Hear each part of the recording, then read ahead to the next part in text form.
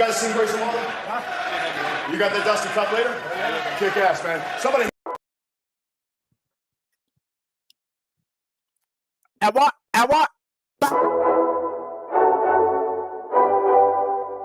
Let's get to the money. Let's get to the money. Let's get to the money. Let's get to the motherfucking money. Fuck the bookies, fuck the bookies. FTV screaming fuck the bookies, fuck the bookies, fuck the bookies, fuck the bookies, fuck the bookies, fuck the bookies, fuck the bookies. FTV screaming fuck the bookies, fuck the bookies, fuck the bookies. Middle finger in the ass screaming fuck the bookies. Woke up in the morning, grab my little black book. Yesterday can eat a dick, cause we lost by the hook. Can't win them all, so you never see me get shook. Today's a new day, the bookmaker's getting cooked. When I spot a dirty K of 4 units getting played, always find the value, I would never be afraid. Scary money don't win, but I'm not going all in unless I see a bet I love, then I put my balls on a bookie's chin. Let it all soak in, doubling my bread, winning money with my friends. If you got the itch and you wanna go big, follow Sharpie bets and you gon' really fucking win. This is not financial advice, it's entertainment. But if I find the right price, believe I'm parlaying it. You can see my spreadsheet, I'm winning, not just saying it. Profit in the green every week, I'm never negative. I can bet an ace or a shitty old picture. Pick the right spots cause I'm the K-pop whisperer. Shut up when I speak until you finally get the picture. I'm the best in the world, tell me you getting richer. Fuck the bookies, fuck the bookies. FTV screaming fuck the bookies, fuck the bookies, fuck the bookies, fuck the bookies, fuck the bookies, fuck the bookies, fuck the bookies. FTV screaming fuck the bookies, fuck the bookies, fuck the bookies. Middle finger in the air screaming fuck the bookies. Let's get to the motherfucking monies. And here we go. Yeah. Welcome to the Balking Dead, where there is no sleep for the wicked. But there's going to be some naps for a couple of us coming on up. It is Thursday, so you know what that means. We got us some home runs to talk to start today's show, as well as breakdowns on the 5 pitchers on the board today that are in the black book. This show is sponsored by W, a clean energy powder with no come down to your day. And by scanning the QR code on screen, you're going to get 10% off your first order by using the best promo code on God's green earth. That's Pub Sports, fellas. If you haven't already, do me a favor and smash that like button, as it does help people find the best MLB prop show on God's green earth. Make sure you have them notification bells on. And as always, I will read out the best bets. Just make sure you hashtag WeBePubbin, and I will do it at the end of the show. As you already know, we start our Wednesday shows off with a bang. Some may call a blast, but on this show, we call it Jack of the Day with Connor Mack. Well, see you later. Man, like, we talking naps. I'm tired, but I know you gassed. You were at the Dodger game last night and drove home? No, I flew. Away. Oh, you flew? No, yeah. But still, though, I mean, it's a 40-minute flight. You sit more on the tarmac than you do flying, but still. That's nice, though, bro. How was the game? How'd you enjoy it? You know, you were hanging at the final table in the poker tournament as well. Yeah, well, basically it got into the game, you know. BP, we were there. I got there right around 5, but my nephews were doing all their stuff, you know, whatnot. We were right there, so it was a good time. But yeah, that took up all my time, like you talked about. I was cutting in and out there. We always talk about the worst service ever. I've tried to pull my tickets up there and couldn't get my tickets pulled up because of the service, bro. And I'm just like, let me in. Maybe because we were in the stadium, this Richie seats. There, bro. I don't know, but maybe that's the only thing I could think. Like, it was decent than the times before, you know. Yeah, maybe it's because you had the good stadium club. Baller. Must be nice. Well, my brother, he got it. That's my brother. I mean, all right. Well, let's get into these games to talk about. It is a super small slate, and we got to let Connor get some fucking sleep, guys. So we're going to start the day off in a game where I'm going to guess we're going to go Red Sox. It's Red Sox at Nationals, but I guessed wrong yesterday, and old Jell-Off went out there with 4 fucking hits and lopped it up. And wouldn't be surprised if you take a national, but it is Patrick Corbin Day. Yeah. And you know what? We got to catch some Jacks here. Jacks have actually been pretty good for me, except for the last couple Wednesdays and Thursdays. But we will get rolling as the other days have been cool. I caught more on Tuesday right before and the weekend. The Red Sox are stacked. There's not a ton of value with the Red Sox. That's the only problem for me. But you can look to their side because some of these guys have great numbers off Corbin. I am going to the Nats, Sharpie. I'm going to a guy who hits lefties well. And Chris Sale, I think, probably has a good start. But this guy hits, 345 off lefties. He's been good for me all year. I haven't took him in a minute. Hey, Nats are a scrappy team and made me a ton of money this year. And so is this guy, Lane Thomas. I took his over 1.5. I got plus 125. And I took his homer at plus 500. His success off lefties, I just had to take. But I don't mind. If you want to look at the Red Sox with Corbin here, they should eat him here. My question on that real quick, since we're not going to talk Patrick Corbin, is what's going to play out? Either the shitty numbers versus the Red Sox or all that great past history in that lineup. Like Turner, who's been struggling, owns him. Story's He's not in the lineup. Owns him. Yeah. Oh, see, there you go then. See, I didn't check the lineup on that side, and man, dude, if that it might be a Patrick Corbin day, bro. Not you talked Patrick about Corbin. Yeah, Story owns him. He's just got back though. He hasn't really got going. So does Duvall. His homer's like plus 250. So yeah, but these guys Cassis are struggling. has been good. Duvall's struggling. Yeah. Turner's struggling. This is a day I would let Turner hit, bro. Like, get right day, bro. This is Red Sox are weird sometimes. So yeah. Another thing on Sale is I think Sale only goes like 5 today. So I mean, you're also going to get opportunities at the weaker part of their bullpen before they go to the 7, 8, 9 type guys. So Lane Thomas, I like me some Lane actually. He is a scrappy motherfucker. Then we're going to head into the best game of the day, the Doyer game, fellas, and we're going to talk Brewers and Dodgers. And I can't even guess which one right here. I would say a Brewer, but wouldn't be surprised if a Dodger. Yeah, we're going to the Brewers. I'm going to put maybe a little bit. He was in a little bit of a slump. I haven't took him in like 4 or 5 days. He got a couple of hits, a big double yesterday, Freddie Freeman, and his homer's plus 650. So I'm probably going to put something on that. But I'm going to a guy who gives up a ton of home runs. He's been a lot better, though, with the Dodgers, Lance Lynn. I still think he'd give up the long ball. And this guy, I don't really take much. But give me Yelich here. I got plus 500. He's got a couple homers off Lance Lynn. And I think today Lance Lynn gives up a couple long balls. So give me Yelich plus 500 on his jack. Good old Christian. And I haven't Yelich. played his other stuff, because if he's in the 1-0, I don't know about his RBI. Or his 1.5. So just his jack right now. Something about Goldie, but you didn't have time to look him up yet or whatnot. No, I did. He's I'm gonna take him again. Shout out to Rocco in the chat. Goldschmidt. I know yesterday he went 1 for 4. Man, the numbers off Quintana are just insane. We all know how good he is off a lefty. 11 for 17, like 3 doubles, 3 homers. How can you not? And this guy cashes. He's cashed more than anything. I can't complain. I'll say it every time I hear Goldschmidt's name next to a lefty, bro. He is the best hitter in the history of baseball, OPS-wise, versus lefties. Period. And down. Right now, nothing against it, but Arenado, there's other guys in this lineup, like his homers and, plus 350 or whatever. You can get over 450 for Goldie, and I think I could find it.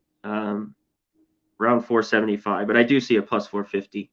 I just haven't looked like you talked about. Be on the card for sure today. He's on it. He's on it for me. It's just too good, like we were talking about. And that is it for me today, my man. All right, appreciate it. Those showing up for the recap of Jack of the Day with Connor Mack. He's going to start his day off in the Red Sox and Nationals and fade Patrick Corbin Day.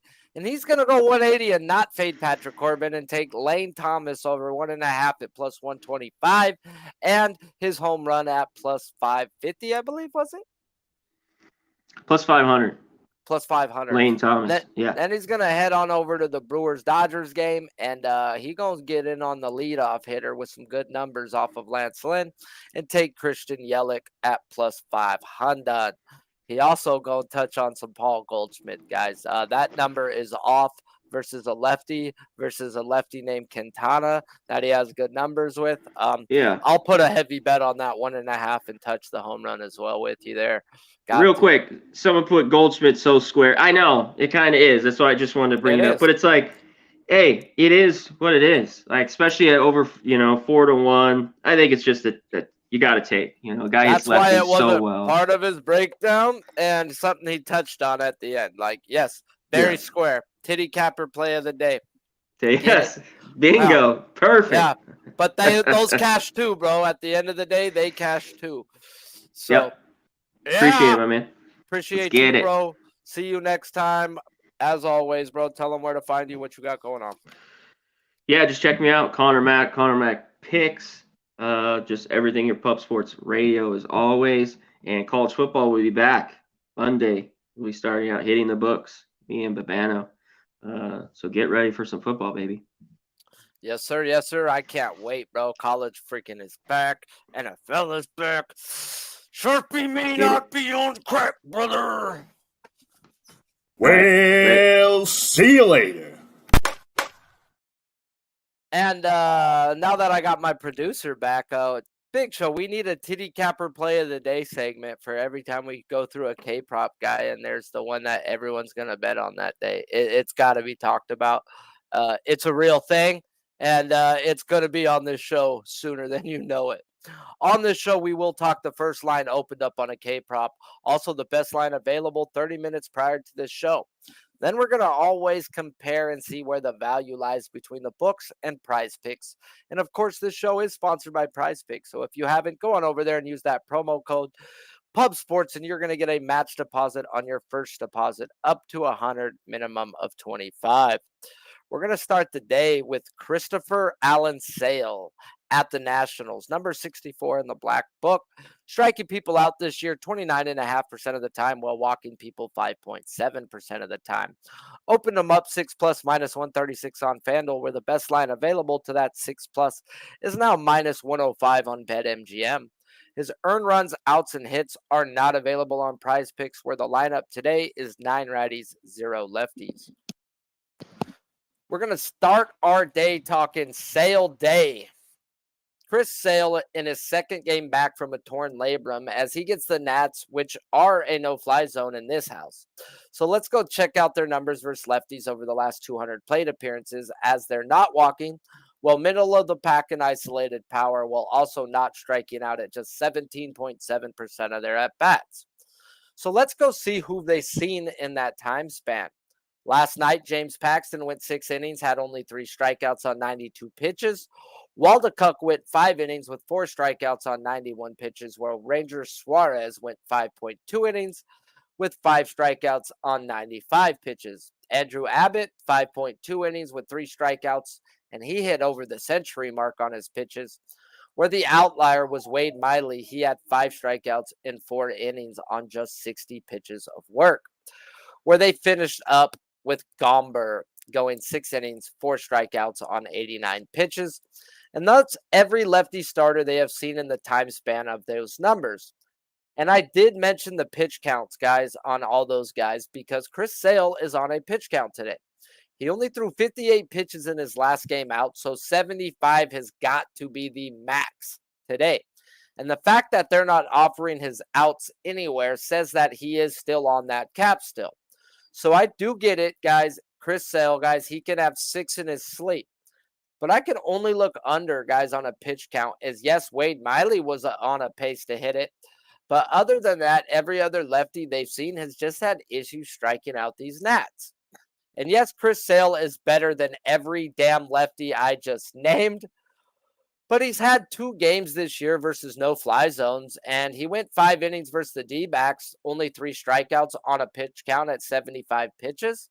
As well as 6.1 innings versus the Guardians, where he had 5 strikeouts, and it took him near that 100 pitch mark.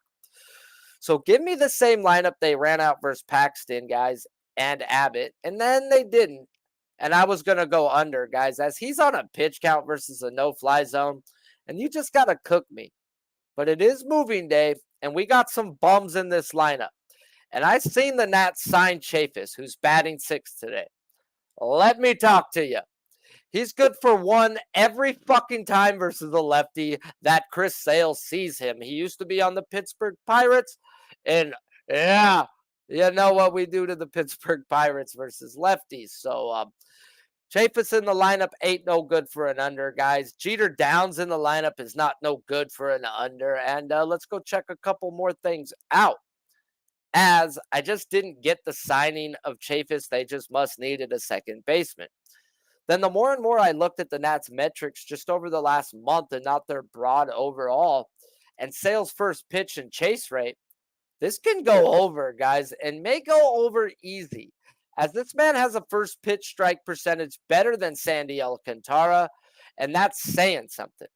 And one of the best chase rates in the game.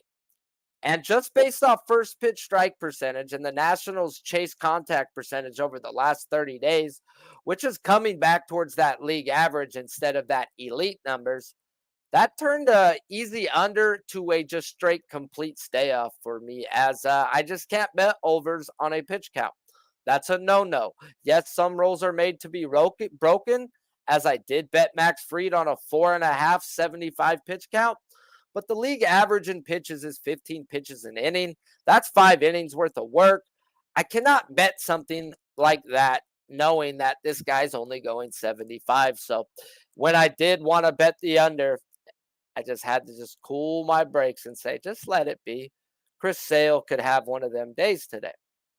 And now we want to talk another guy. Tarik Skubal, number 33 in the black book at the Guardians. Career-wise, he's striking people out 26% of the time while walking people 7% of the time. Just doesn't have enough starts for me to be taking his overall numbers for this year. Whereas opening line was 5+ minus 135 on DraftKings to the best line available to that 4.5 is now on FanDuel at a minus 154. PrizePicks has him at a 5, whereas hits allowed under over on PrizePicks are at a 5.5. Projected lineup is 8 righties, 1 lefty, and I don't believe that lineup is out yet, and no, it's not. Now, I really don't think this game goes, guys, as it does show mass amounts of rain, and it doesn't show much of it clearing up until later on into the night, and that is late at night. So if we don't get it in today, then we do get a doubleheader tomorrow with the same guy versus the same team. And that's Skubal at the Guardians, who they just been ass versus lefties, guys, over their last 200 plate appearances. They're the worst team in the league when it comes to isolated power, as well as bottom 5 in walk percentage, yet they are elite of elite at not striking out. We got there yesterday with Abbott, didn't we? We got a little lucky, guys. I'm not going to lie. The fact that Bo Naylor did have to come into that lineup was not part of the cap, but our catcher took a ball square on the chin and got taken out after his first at-bat. And Bo Naylor does what Bo Naylor do. Strikes the fuck out. So at least he did to him. He's not usually that bad, but he was yesterday. And Abbott dominates versus lefties. So let's go check out these lefties that have dominated these bum-ass freaking Cleveland Guardians. And of course, we cashed Abbott last night, 5 innings, and he had only 5 strikeouts. Well, Framer Valdez had a no-hitter while having 7 strikeouts. Ryan Yarborough went 6 innings with 1 strikeout, and he's just a long reliever, guys, where another long reliever went 3 innings with 1 strikeout as well. Kikuchi went 7 innings with 6 strikeouts. And those are the starters that they have seen, and the books are giving us a 4.5. I do believe that 4.5 has to do with the rain, and we will get a 5.5 tomorrow, but yet super plus money is, in my opinion. Now, we can end up with a super juice 4.5 tomorrow, too, as in the past history versus the Guardians. He's had back-to-back games versus them last year, and in the first game, Skubal went 5 innings, 0 earned runs with only 5 strikeouts. Then he backed it up 5 days later, 7 innings of 3-run ball and only 5 strikeouts. And this plays into the way I have learned to bet Skubal's overs, as his 2 biggest issues is striking out left-handed bats, as through his career, guys, he struggled putting them down with a putrid 7.2 K per 9 to a 10.3 from the right-handed side. The other side is Skubal's inside the division, and since this year, going back to last year, he's faced his division 11 times. He's only had 6 or more strikeouts in just 3 of those games. and including one game versus the Royals this year where even every lefty we were betting was handling them. He went out and got a salad tossed, guys, and the Royals just have really good numbers versus him. So Skubal just ran into a wall and didn't make it past the 4th inning earlier versus the Royals. And I get it. I didn't play him that day because, like I already said, I know he struggles with his K-prop in the division. So there are 2 ways to attack this, guys, depending on the lineup and the rain and if they let this in. As if they load up righties, I want to take his strikeouts. I won't even mess with the strikeouts. I want lefties to take his strikeouts under, guys, because this guy just doesn't strike out lefties. So Bo Naylor, come back to the lineup today. Give me a couple other lefties. And then the more I thought about it is this guy's going 6, 7, maybe 8 innings today versus this sorry-ass Cleveland team. Yeah, I'm not going to say he's going to be perfect because that's just saying some absurd shit.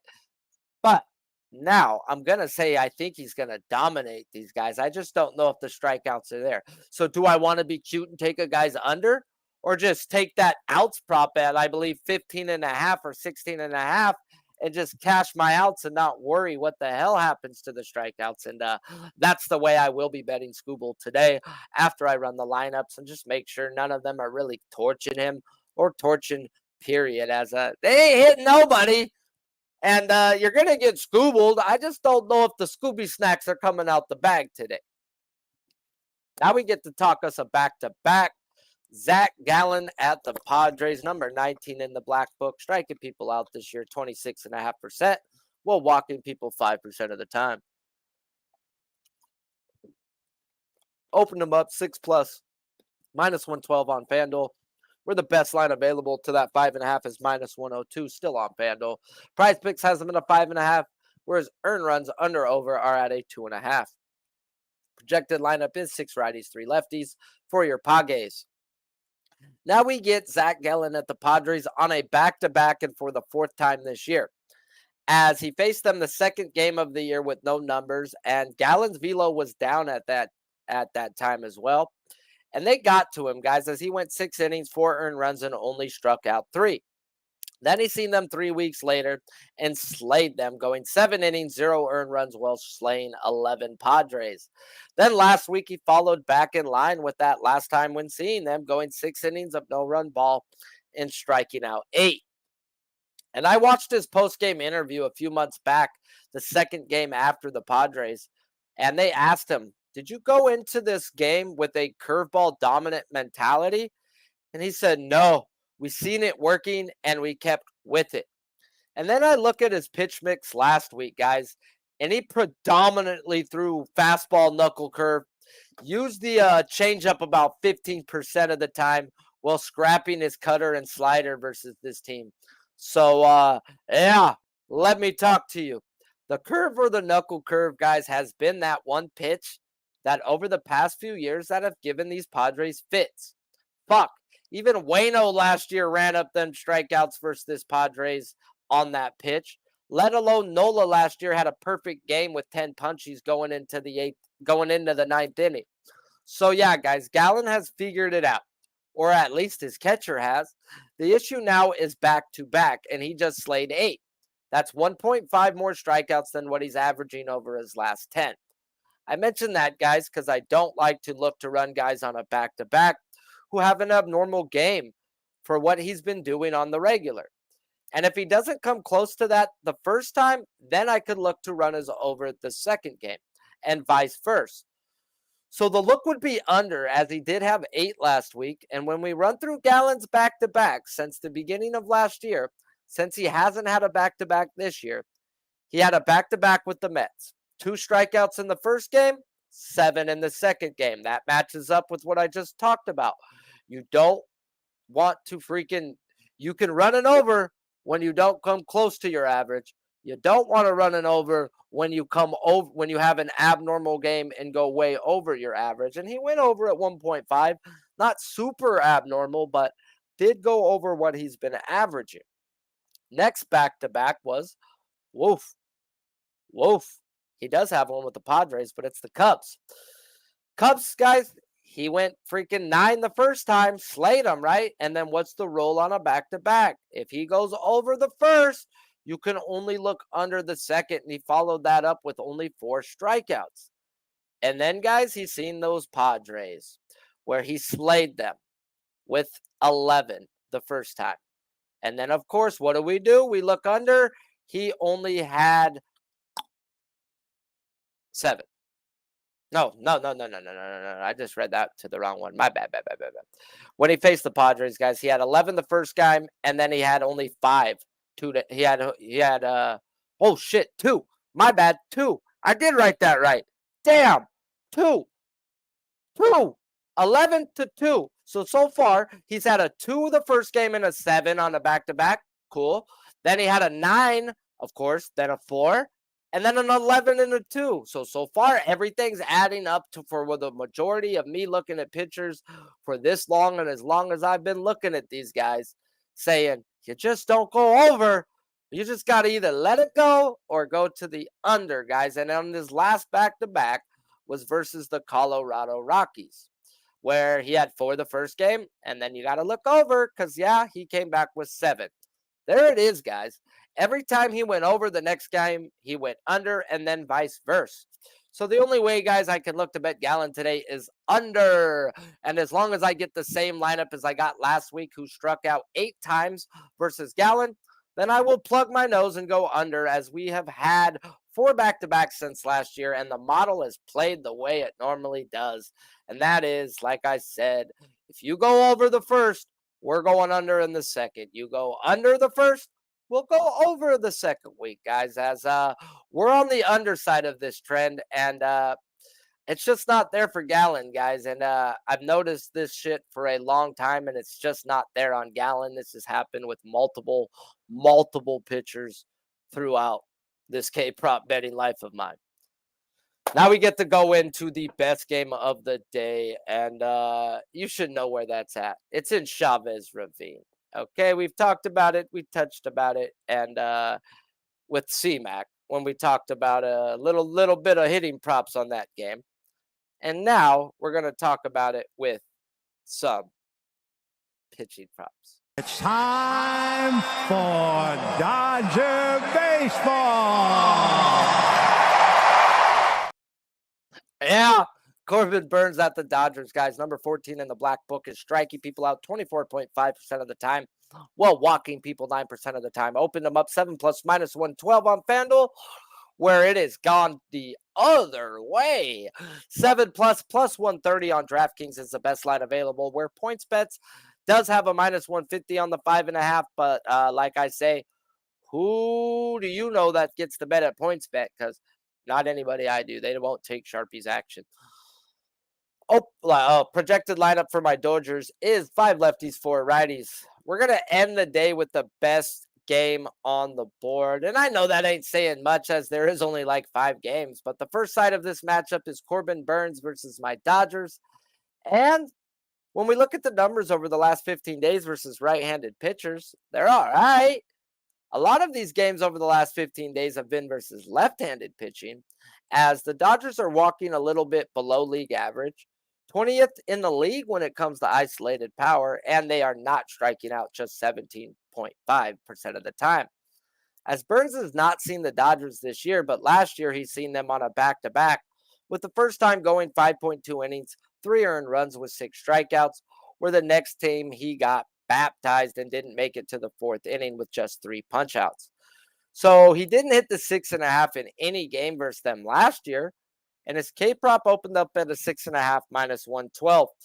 And that's the number if we just hit his averages, guys, over the last 10 and equate it to juice. 60% win rate is a -110. Until the books add or take away, guys, and for the most part this year, I would say in the 90 percentile range, the books have taken away and have always shied towards the Dodgers bats on a K-prop. They didn't do it today, Junior. Now, people's been betting it to the under, and now it's gotten there, but normally it would have opened at that super plus money when you're facing a Dodgers team and you have a 60% win rate. The book said, nah, we ain't going to respect these Dodgers numbers. That's what the fuck they just said right there, guys. They wanted you to go bet the under, and they've gotten all the under action they've asked for. And it looks, and most books, they're refusing to move it to the 5.5. And that also tells me that they don't want to get hammered. Like, yes, they think he goes 7. He's going to get 7.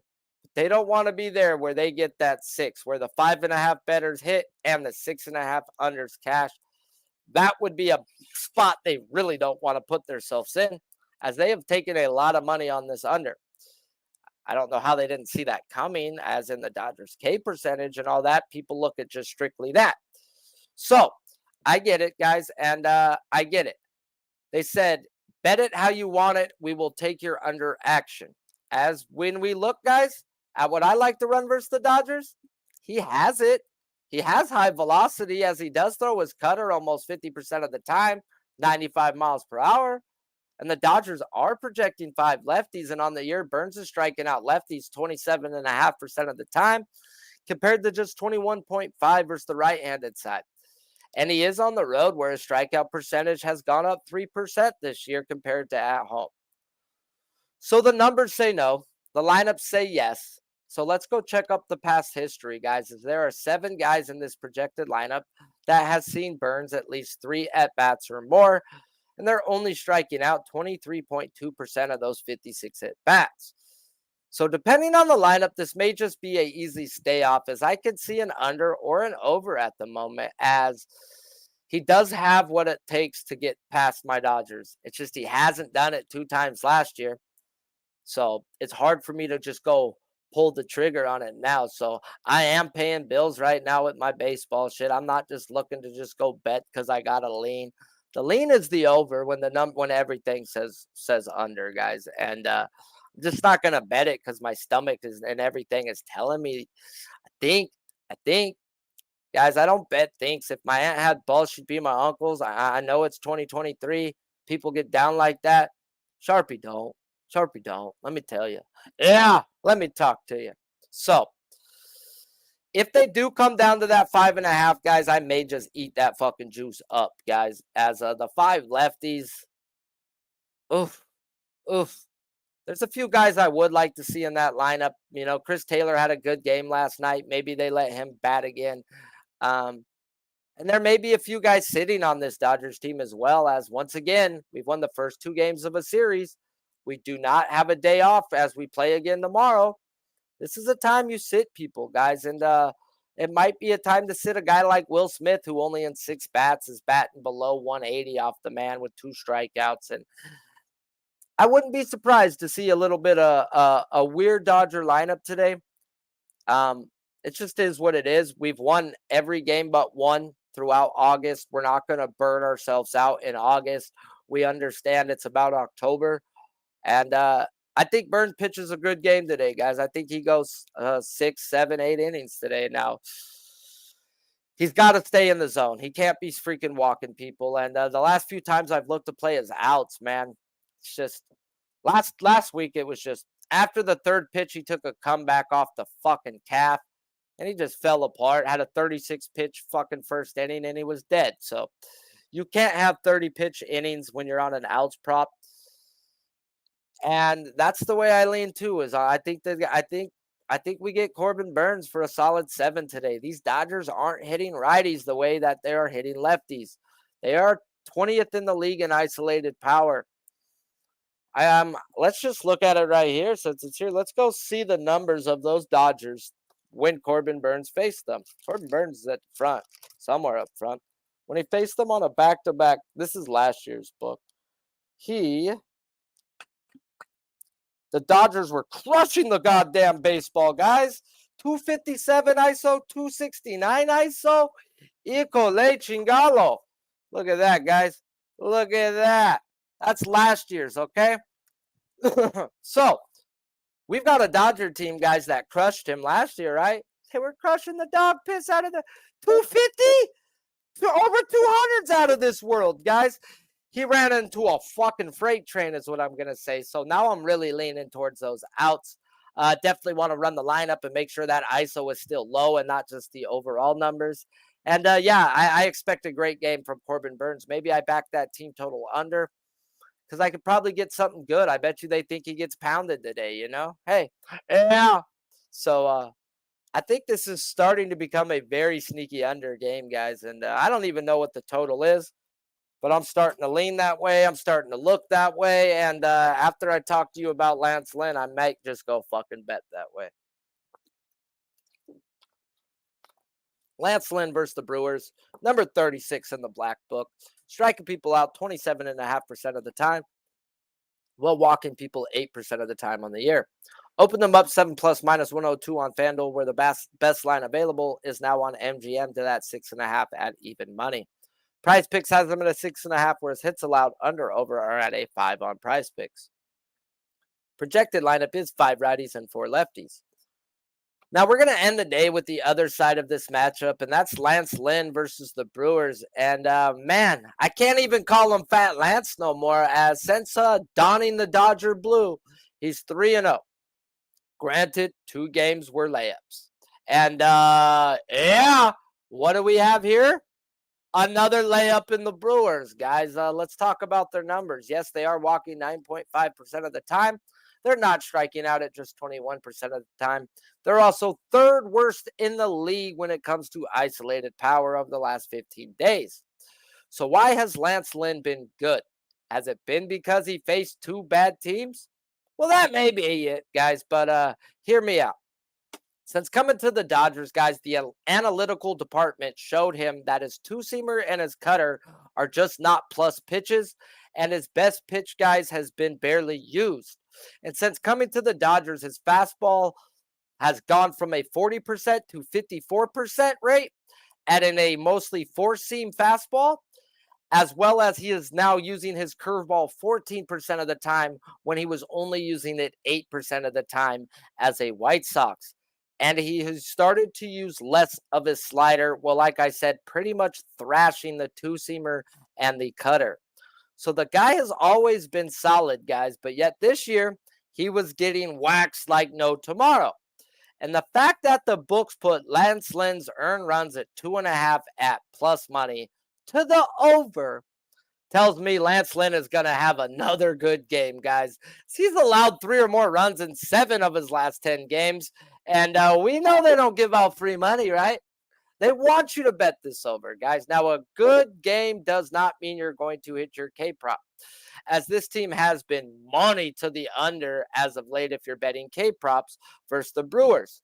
As since adding in Canna and Santana and calling up Frelick, this team has just less holes in it. As yes, Contreras, Adames, or Yelich can always account for a solid 1 to 3 themselves on any random day. So let's just go check past history, guys, as the only right-handed pitcher to have 7 strikeouts versus these Brewers in the past month is Dylan Cease, who had 7 through 7. So past history will tell us something here. And the thing is there's only 4 people in this projected lineup that has seen Lance Lynn, with the lowest of them being 9 at-bats, combining for 62 at-bats. And they've only struck out 19.5% of the time. And 3 of those 12 strikeouts are from Adames' bitch ass in his 9 at-bats versus Lynn. So even with Adames, guys, it would be hard for me to go over in this spot. As yes, I think he has a great game and goes 7 innings and gives up less than 2 runs or less. I just don't know if the 7 strikeouts will be in the cards tonight. So it's still, though, hard to go under when I have this guy going 7+ innings. And it's not just the fact that I have him going. The Dodgers actually need him to go deep today, guys. They have this in the cards. We went and got this guy as an innings eater. They had Kershaw pitch before him, knowing Kershaw's on a pitch count, knowing we're going to bullpen days, and then knowing Lance Lynn could come right in and fucking eat up some innings for us. So I expect a strong performance from Lance Lynn, a strong performance from Burnes, and the more and more I lean, guys, it's to that under full game, as I don't want to pick who's going to win when I expect them both to fucking shove. So, yeah, lineups pending, and I shall get my toes in the sand, and yeah, I'm looking towards that under full game. As the more and more I look, I want to back both pitchers. And how do I back them? Unders! As yes, I do lean the over on Burnes' strikeout props and the under on Lynn's K prop, but Lynn could end up hitting that by going as deep as I have him projected going. So they will have some good plus money on his outs. I could go that way, but I just think the straight bet here would be just bet these guys to be good. So give me two lineups that ain't hitting. 140 ISO ain't hitting, Doyers. Let me tell you, Doyers, you've been hitting lefties. This is a solid righty who has some get back on his mind after the 2 times he was bent over. And you're not hitting like you were then. Appreciate the chat, guys. Smash that damn like button if you already haven't. It is that time of the show where I need to run through the guys who talk about their best bets. And Rocco just wrote a damn book, and I'm not reading that. Oh, that's not a best bet, Rocco. Gee, many Christmas. That's a book, man. You chingalo, man. That's a big one. AOD's talked about Lance. I lean the under there, bro. I really do. But I just got to understand what's going on there. You know, I got to see the lineup, and it's hard to bet an under. And if he does hit the under, it's going to be 6. It's going to be like 7 innings, 6 strikeouts type shit. That's close. You know, I'd like to give me a little more wiggle room. The fact that the team's not hitting, they pulled Bobby Miller, guys, the other day at like 74 pitches after 6. They're not pulling Lance Lynn if he's at that pitch count. They'll let Lance go into the hundo. So, if Lance Lynn's humming, it's going to be one shithole of a brick. One shithole of a brick. Let me tell you that for that under. So, yeah, it's going to be hard to hit the over, but it's definitely there. And I just think the way to back it is the under full game total-wise. Tone talking about Brandon Nimmo party. He got a home run, hits, and double. Let's eat. And let me talk to you. Tone don't just put no $10 on that shit, guys. He really putting some money to feed his family. So I've seen that dude hit some crazy freaking props live game. Keep it rolling, guys. Keep it rolling. AOD's got MLB live bets on PrizePicks. Lynn over 16 pitches and Burnes over 16 pitches. That's for the first inning. Yeah, that's just too much for me. I don't like to guess an inning. I'm one of those guys who just don't bet no run first innings. Freaking like 8% of my bets will never be a first inning bet. My theory to that is how are you going to guess the one inning he's going to be bad or good? Like these starters can get blasted. A la Framber Valdez, who gave up 6 runs versus Baltimore in the first inning, and then go 7 innings after that shit. Like, how do you know that one bad blip is coming? These guys are studs, bro. Nobody's perfect. I mean, yeah, Michael Lorenzen is, but not many are, is what I'm getting at, guys. So appreciate you all. Looks like I read through most. Usually Justin does have a best bet. So where you at, Justin? I know you dropped it. I don't want to miss you and be called out by you. Like, fucking Sharpie didn't read me out. I'm looking. There you go. We be pubbing. Diamondbacks team total 4.5 plus 116. Yup. Justin McEl voice. Yeah. JP Math is Lynn 95.5 pitches thrown. I don't hate it. I don't hate it. I think they let him go, but it's all going to be where's his pitch count at after 6. If it's at 90, 91, they probably let him go out. But if it's under 90, they definitely let him go out. If it's over 93, you call it a day. So I would look towards his outs, but they don't have that on PrizePicks. His outs are good plus money. But pitches thrown is a weird one, man. That's just a weird one because if you get blitzed, the Dodgers will sit you down. They'll tell you, have a good day, come back next week. They're not going to send you back out there to keep getting your ass kicked. Now, today may be that day, as Kershaw did only go 5 innings. So, I mean, back-to-back bullpen days is not ideal.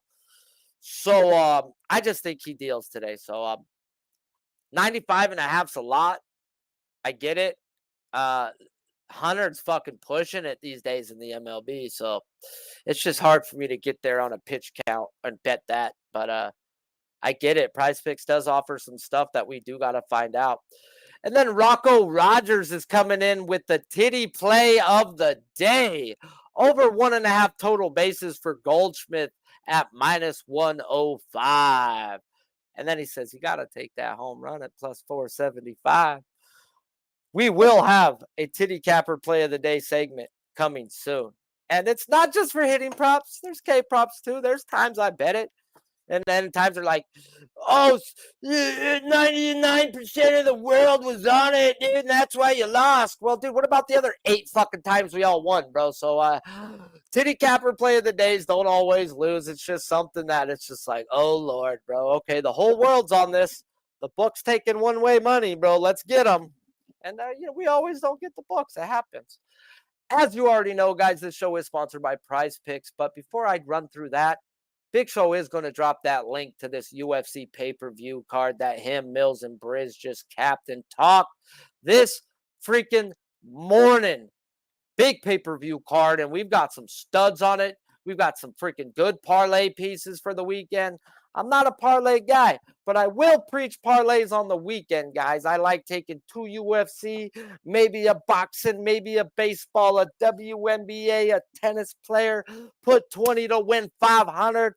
In the last few weeks, guys, it's hit more often than not. So I just think building parlays is crazy. It's a lotto ticket, but when you can pick from multiple sports, when the weekends offer us multiple sports, I believe it's a little bit easier to pick one from each one. Now, maybe I'm wrong, maybe I'm not, but go do yourself a favor, do us a favor, check out that link, check out the fellas from Pub Sports, and then put your bets in and come join us on the live bet crew on Saturday night, because it's going to be cracking as Billy Briz may get a fucking tattoo after this fight. May get a tattoo of another man. Just saying. He is the Sean O'Malley president of his fan club. So it is what it is. If he becomes the champ, oh Lord, bro, just take your headphones off and run. It's going to be loud, very loud. This show is sponsored by PrizePicks. If you haven't, go on over there and use that promo code PUBSPORTS. You will get a match deposit up to $100, minimum of $25 on your first deposit. Until next time, I'm Sharpie's Bets. This show's produced by Big Show Picks. And our special guest today was Connor Mack. Some say we be pubbing. I say unders we be. Keep firing, assholes! Hey, what's going on, y'all? It's Mills here, Pub Sports Radio. Do you guys want to challenge the personalities here at Pub Sports Radio? Do you guys think you're better than them at entering in your MMA predictions and picks? Would you want to get paid for it? $100? Here's how you do it, man. You sign up right here at the link below. It's just this easy. PubSportsRadio.com. Enter your email. Pick your weekly picks. That's it. Oh, and you get bonus points if you can predict how they're going to win in what round. Every single week, a new winner's getting crowned. So